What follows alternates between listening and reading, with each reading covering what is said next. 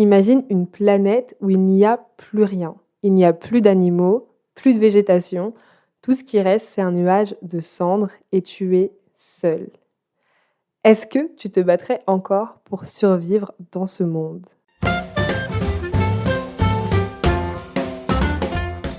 Bienvenue dans Daily des livres, le podcast d'une antillaise aigrie qui juge des livres dans la joie et la mauvaise foi. Aujourd'hui, on parle de La Route de Cormac McCarthy et ce livre m'a fait me rendre compte que, en temps de crise, j'ai un instinct de survie qui est assez proche de zéro. Mais bon, laisse-moi t'expliquer un petit peu plus de quoi ça parle. Dans ce livre, la vie a juste quitté la Terre. Donc il y a un père, il y a son fils et les deux marchent seuls. Ils sont au milieu de nulle part, ils n'ont aucun but. Et vraiment, quand je dis qu'ils n'ont aucun but, on arrivait à un point où je me demandais pourquoi ils continuaient de marcher. Surtout que, c'est pas une partie de plaisir en fait. Il fait froid et ils n'ont pas du tout de nourriture. On va tous mourir! Donc à chaque chapitre, c'était une belle surprise de voir qu'ils étaient ni morts de faim, ni morts d'une maladie. Et puis, je me répète quand même un petit peu, j'étais assez impressionnée de voir leur instinct de survie à eux, parce que le mien est proche de zéro, et surtout de voir qu'il y avait ce petit garçon qui avait, il me semble, plus ou moins 10 ans. Donc il a quand même atteint sa 10e année, voilà. Juste, je te laisse faire le chemin dans ta tête, c'est en plein apocalypse, etc. Il fait froid, il n'a pas de nourriture, et il arrive à atteindre plus ou moins sa 10e année, alors que moi, je galère à passer un hiver. Je suis malade tout l'hiver, tous les ans. Revenons à l'intrigue qui est assez surprenante parce qu'elle est rythmée par rien. Mais il y a quand même cette atmosphère post-apocalyptique qui est très très pesante et on arrive à un point où je me disais mais il est préférable qu'il se passe rien et que le père et son fils ne rencontrent personne. Parce que les voir mourir de faim seuls dans la forêt, ça va, ça me semble assez prévisible.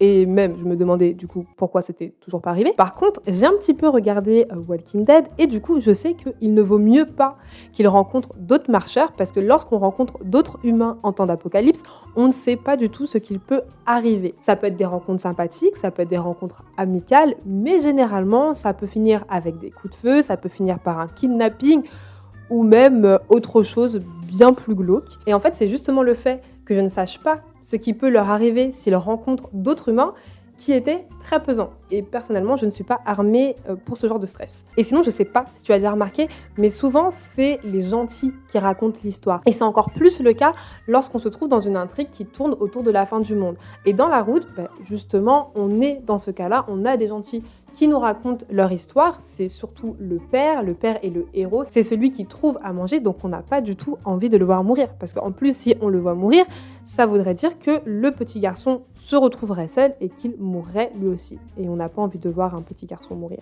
Oh non, non, non, non, non, non, non, non, non. Mais ce que j'ai trouvé super intéressant dans tout ça, c'est que le petit garçon n'est pas naïf. Et justement, il pose cette question que je trouve qu'on ne se pose pas assez, c'est lorsqu'on se trouve dans le camp des gentils, est-ce que ça veut dire que tous les coups sont permis? Ce petit garçon est jeune, mais il est pas con. En fait, le petit, il espère rencontrer d'autres personnes gentilles, mais il a aussi remarqué que lorsqu'on est dans des situations où on désespère, ça fait ressortir des choses qui ne sont pas vraiment belles en nous, ça fait ressortir vraiment toute la noirceur qu'on peut avoir au fond de nous.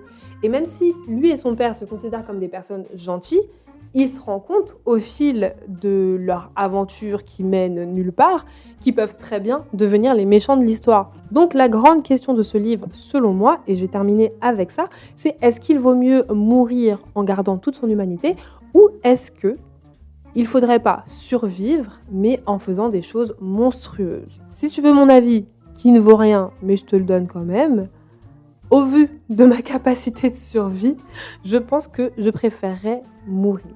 Donc, est-ce que je recommande La Route? Alors, je pense que tu peux apprécier La Route si tu aimes les romans qui sont lents, les romans qui sont contemplatifs et surtout les romans qui ont une plume exigeante. Parce que j'ai lu ce roman en anglais, et je m'attendais à apprendre des mots en anglais, mais je m'attendais moins à apprendre des mots en français. Donc, exemple, j'ai appris le mot albâtre. Albâtre qui est cette pierre blanche qu'on utilise pour faire des sculptures. Je savais qu'on utilisait une pierre blanche pour faire des sculptures, mais je ne savais pas que cette pierre s'appelait l'albâtre. Voilà, donc peut-être que toi aussi, du coup, tu as un nouveau mot dans ton vocabulaire avant d'aller dodo ce soir. Sinon, il faut garder en tête que tu ne vas pas déprimer non plus en lisant La Route, parce que même si c'est un livre qui est sombre, c'est un livre qui a pour thème l'espoir dans un monde où l'espoir a disparu.